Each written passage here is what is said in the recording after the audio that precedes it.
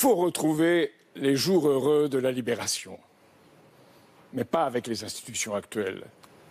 Si l'on veut retrouver ces jours heureux, il faut se libérer de l'occupation financière et de l'occupation culturelle que nous subissons aujourd'hui. C'est une nouvelle libération.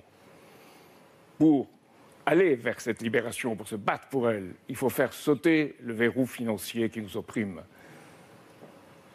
La politique de crédit public pour l'avenir, la séparation bancaire pour assainir le secteur financier, les dettes, l'élimination des dettes illégitimes et odieuses, une politique qui soit une vraie politique pour l'avenir, qui crée de la richesse, qui crée une vraie croissance, car aujourd'hui on n'a pas une vraie croissance, on a une fausse croissance qui est une croissance financière.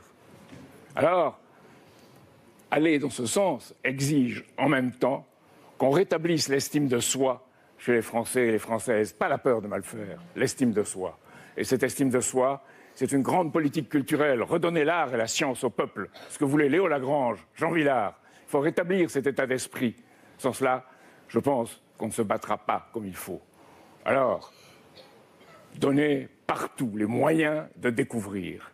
Des planétariums, des palais de la découverte, des musées de l'imaginaire où les grandes créations de l'art seront sous forme de reproduction à la portée de tous.